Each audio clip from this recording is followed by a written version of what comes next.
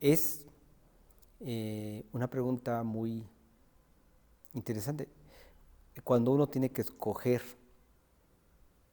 en su momento una profesión como en este caso la de ingeniería, hay situaciones en las que no exactamente uno puede decidirlas por sí solo. Es difícil entender para qué soy bueno o por qué podría ser una persona útil en un momento dado a través de una profesión. Y ingeniería para mí, pues sí fue había que tomar una decisión importante. Y aquí intervienen algunos factores. En realidad en su momento, es qué me gusta hacer, qué observan los demás de mí, qué me gusta estudiar. Y lo que de estas tres cosas que podemos platicar, la primera es desarmar, abrir juguetes, encontrar todos sus engranes, sus circuitos, sus pilas, sus movimientos, cómo se realizan. Recuerdo haber abierto en un momento dado algún juguete que fue el de mi vida, de la infancia, era uno que se llamaba Robotín, un robot, y me encantó tanto que no me duró, después de haberlo recibido de Reyes, no me duró ni 3 días o 4, ya se había desarmado y descompuesto totalmente. Posteriormente llegaron tecnologías diferentes y radios, también los reproductores de discos y quererlos desarmar y armar, o si algo no funcionaba, ver la manera de componerlo, ya no nada más desarmar, sino componer. Y te empieza a decir la familia, tú vas a ser inventor, yo te veo cara de inventor, te gusta estar armando, desarmando y juntando cosas. Por el lado de la escuela te empiezan a gustar cosas como la física, la matemática, y empiezas a desechar algunas otras aunque sean interesantes, como la biología y cosas de ese tipo, y empiezas a destacar en ese tipo de conocimiento y te gusta, lo empiezas a manejar y a combinar el dibujo técnico, y al final llega un momento en que termina la prepa y dices, ¿a dónde voy? Y después de entender esto es lo que hago, lo que estudio, lo que me gusta hacer, hay opciones y se ve ciencia o ingeniería, ciencia o ingeniería, ciencia o ingeniería. Y al final, pues me gustaban los sistemas automáticos. Pues vamos a ingeniería, pero ¿a cuál? Porque en aquel entonces la ingeniería automática que se pudiera estudiar, no había en dónde. Pues la mecánica eléctrica, que es la que más se acerca. Y entonces es cuando decido la ingeniería mecánica eléctrica.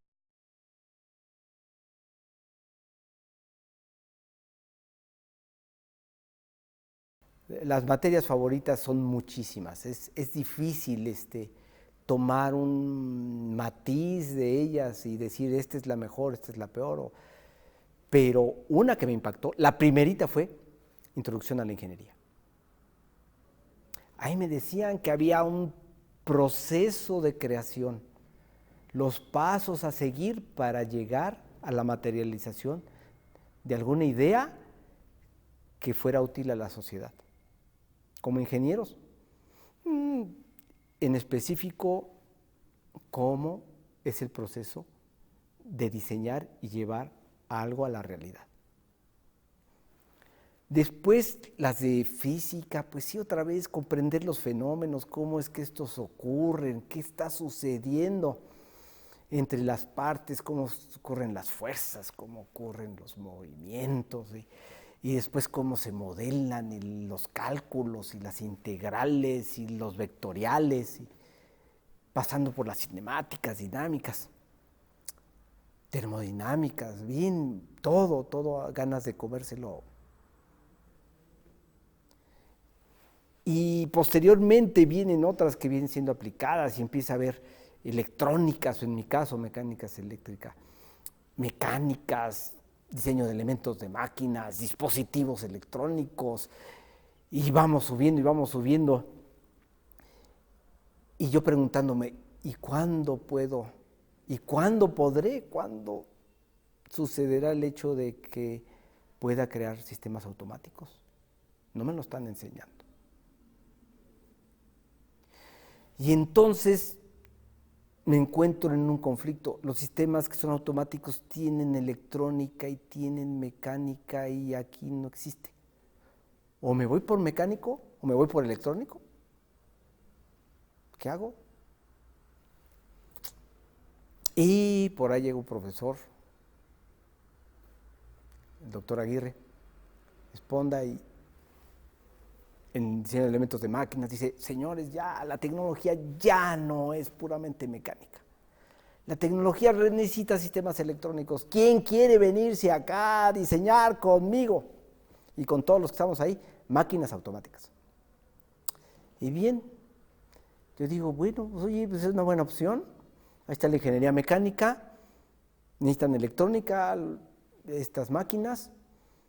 Y entonces, ¿qué faltaría? Pues tomo el área electrónica.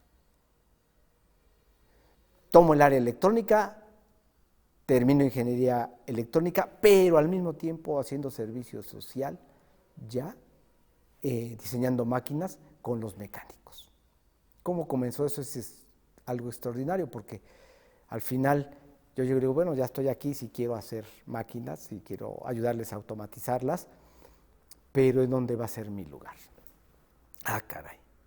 Tu lugar es en esa esquina, al lado de un restaurador, porque ahí hay un contacto. Claro, pues no se hacían máquinas automáticas, no estaba esa parte creciendo. Entonces, resulta que, pues también pregunto, ¿y con qué cuento? Pues con lo que tú traigas, porque tampoco hay aquí un laboratorio de electrónica como podría estar del otro lado. Pero bien, la mezcla de las asignaturas, microprocesadores, sistemas digitales, el diseño de máquinas, las máquinas diseñándose y armándose, y la conjunción entre esto hace que me contraten al terminar el servicio social por los buenos resultados que hubo en aquel entonces de máquinas que se diseñaron para Correos de México, para Mosaicos Venecianos, que se automatizaron con microprocesadores y que se vendieron por también máquinas para la industria médica, drenado gástrico, cosas de ese tipo donde colaboramos y armamos. Entonces, mi paso por la facultad fue cómo encontrar esa situación de lograr diseñar máquinas automáticas. Y la conjunción se dio, pues termina acá y trabaja acá.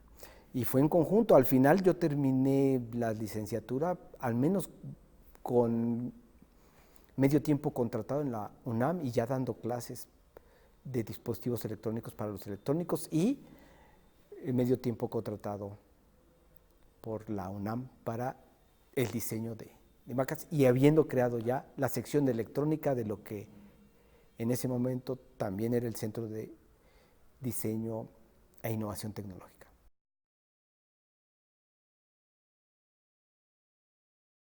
Bueno, primero a un joven ingeniero lo que hay que decirles, mira, tu función va a ser crear cosas útiles a la sociedad. Si estamos hablando de un ingeniero cualquiera, tenemos la ingeniería muy pesada y tenemos la ingeniería muy ligera, pero las dos son iguales de duras. Porque si estamos hablando del chip o del transistor, pues sería una ingeniería bien suave, ¿no? Pues estamos hablando de la civil, aviéntate la carretera o el puente o el segundo piso, ¿no? Entonces, resulta que lo que es importante es que va a hacer cosas útiles a la sociedad. Y la otra, que yo creo que es una de las muy importantes, es que si se va a dedicar a eso, pues lo mejor es que sea emprendedor. no empleado. Porque al final resulta que todo el mundo sale diciendo, yo quiero trabajar en tal lugar. Yo como ingeniero quiero trabajar en tal lugar. Y que me contraten. La mentalidad de empleado es exactamente la opuesta a emprendedor. Y resulta que, aún siendo empleado, debes ser emprendedor. Tú no te vas a contratar ahí como empleado, sino como emprendedor. Yo vengo aquí, es mi propio negocio, mi empleo es mi propio negocio, me van a emplear y es mi propio negocio. Y le voy a invertir a ello. Y voy a proponer, y voy a modificar, y voy a emprender. Y ahí, en el ejercicio del cotidiano, del día a día, aún como empleado, practicar el emprendedurismo, ser emprendedor, para crear las cosas útiles en el entorno que le competa. Y ese es, yo creo que, la clave del éxito de cualquier ingeniero que quiera llegar a tener su propio espacio, su propia forma de pensar, y nada más eso, impactar fuertemente a su sociedad. Bueno, más que nada, pues hay tanto ingeniero querido en la institución y en el país que no me queda más que mandarles un fuerte saludo, un fuerte abrazo, expresarles el cariño que se tiene por el gremio y por todos aquellos que están impulsando el bien de la nación.